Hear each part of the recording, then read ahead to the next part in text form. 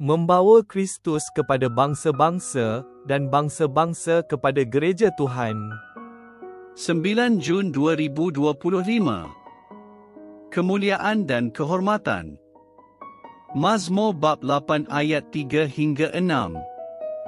Apabila aku melihat langitmu, hasil kerja jarimu, bulan dan bintang, yang kau tentukan, apakah manusia maka engkau mengingatnya, dan anak manusia maka engkau mengendahkannya? Engkau telah menjadikannya rendah sedikit daripada yang ilahi dan memahkotakannya dengan kemuliaan dan kehormatan. Engkau telah memberinya kekuasaan atas seluruh ciptaanmu, engkau telah menaklukkan segala sesuatu di bawah kakinya. Betapa pentingnya seorang manusia di mata Tuhan, sehingga dia memberi perhatian, bahkan memikirkannya walaupun jika hanya seorang insan ciptaannya. Inilah persoalan pemazmur. Jika dibandingkan dengan lautan yang luas atau banjaran gunung yang agung, seorang manusia kelihatan sangat kecil dan hampir tidak kelihatan. Dari sudut pandangan kita sendiri, tentu kita menganggap diri kita sangat penting. Kita bangga membayangkan bahawa segala-galanya berputar di sekeliling kita.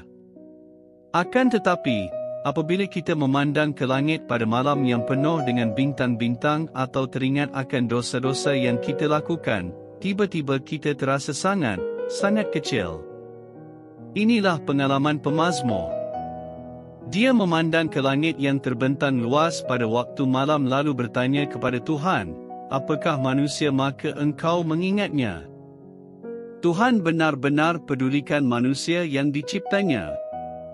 Dia menciptakan manusia, lelaki dan perempuan menurut gambaran dan rupanya sendiri. Dia memberi mereka kuasa atas segala makhluk hidup yang berkeliaran dan yang bergerak di muka bumi. Mereka merupakan mahkota dan kemuliaan ciptaannya, diciptakan sedikit sahaja lebih rendah daripada malaikat.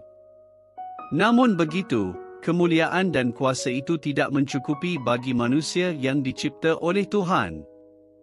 Mereka menginginkan lebih dan memilih untuk tidak mentaati pencipta mereka. Seperti mereka, kita juga membuat pilihan yang bertentangan dengan kehendak Tuhan. Kita menyalahgunakan kuasa ke atas ciptaan dan mengejar kemuliaan duniawi untuk diri sendiri dan tidak mengendahkan Tuhan.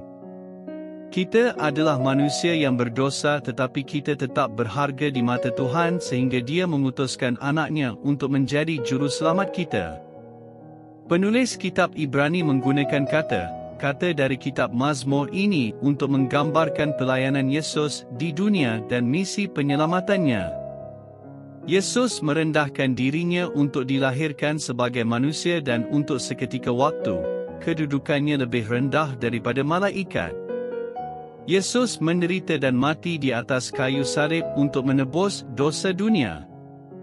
Setelah dibangkitkan dari kematian, Dia ditinggikan dan memerintah di sebelah kanan Bapa, di mana Dia dimahkotai dengan kemuliaan dan kehormatan dan segalanya tertakluk di bawahnya. Seperti pemazmur, kita melihat kemuliaan Tuhan yang dinyatakan melalui keindahan ciptaannya. Kita berusaha untuk berkongsi kasih Tuhan dengan orang lain dan menjadi penjaga yang baik kepada dunia yang diciptanya. Kita tidak perlu lagi bertanya sama ada Tuhan mengingati atau peduli terhadap kita.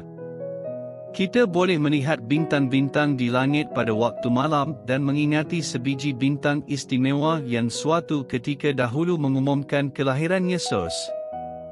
Bagaimana kita tahu Tuhan mengambil berat terhadap kita? Dia telah mengutus anaknya untuk menjadi juru selamat kita.